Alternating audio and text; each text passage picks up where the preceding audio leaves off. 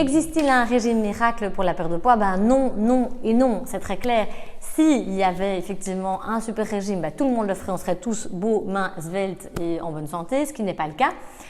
Et les petites pilules, de quelle couleur que ce soit, ne fonctionnent pas, sinon ça saurait, et celui qui aurait créé ça, ben, il serait multimilliardaire. On est bien d'accord que ça ne tient pas compte effectivement de l'unicité de chacun de nous, et ça c'est très important.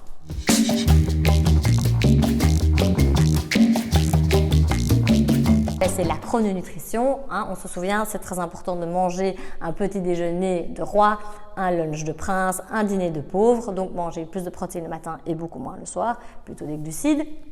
Bien mastiquer 25 fois chaque bouchée, étant donné qu'on prend des macromolécules qu'on réduit en micromolécules, c'est essentiel puisque dans l'estomac, il n'y a plus de dents, donc tout se passe au niveau de la bouche. Ça, c'est très très important.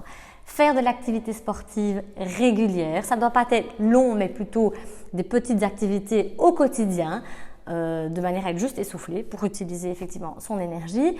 Boire suffisamment d'eau, je rappelle qu'on est fait de beaucoup plus que 65% d'eau comme la majorité de vous le pense, et donc ça c'est très très important pour éliminer aussi. Avoir un intestin en bonne santé, ça c'est vraiment le numéro 1 puisque chacun d'entre nous a son propre microbiote, et c'est aussi, on sait que c'est très important pour la perte de poids, et aussi diminuer les sources de stress autant que possible.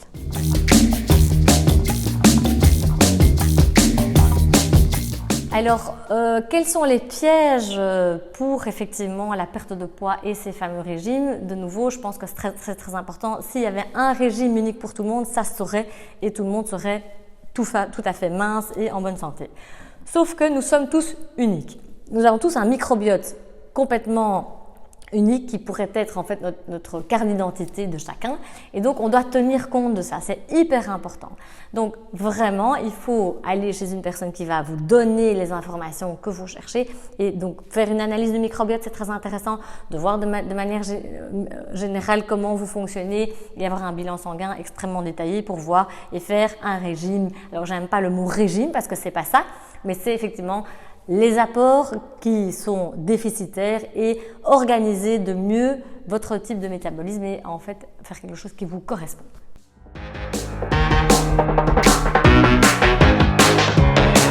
Quels sont les compléments alimentaires pour aider à la perte de poids? Alors d'abord, il n'y a pas un complément alimentaire qui va aider à la perte de poids. Je vous explique, c'est vraiment un tout. Donc il y a plein de choses à intervenir, notamment l'alimentation, l'activité physique et la complémentation. Alors ici, effectivement, moi j'aime bien celui-ci, le Complete Diet. Alors celui-ci, il contient plusieurs choses différentes qui vont effectivement permettre des approches différentes, notamment le fucus, qui lui effectivement est riche en fibres, va aider la digestion, mais surtout, il va amplifier la sensation de satiété. Donc la satiété, j'en ai parlé juste avant, c'est bien mastiquer 25 fois chaque bouchée, et donc ça va effectivement amener la satiété. Mais le fucus l'amène aussi. Alors on a le guarana, qui est intéressant parce qu'effectivement, il a un effet brûle-graisse, donc ça c'est aussi un apport différent. Donc c'est une autre porte d'entrée par rapport au fait de la perte de poids. Il va augmenter le métabolisme de base. On a aussi le nopal qui a une capacité à capter effectivement les graisses, donc ça c'est intéressant aussi. Le chrome qui contribue évidemment à l'équilibre, la régulation de la glycémie, donc qui va diminuer cette envie de grignotage. Le safran qui est extrêmement intéressant, qui est un antioxydant vraiment intéressant, qui va avoir effectivement un impact sur tout ce qui est stress et antidépresseur, mais qui est très riche en antioxydants. Alors aussi, ce qui est très important, et ça vous le savez, ce sont le microbiote et les bactéries, et donc c'est prendre des bons probiotiques qui vont permettre effectivement de bien ensemencer le microbiote et les intestins pour avoir effectivement la capacité de perdre le poids.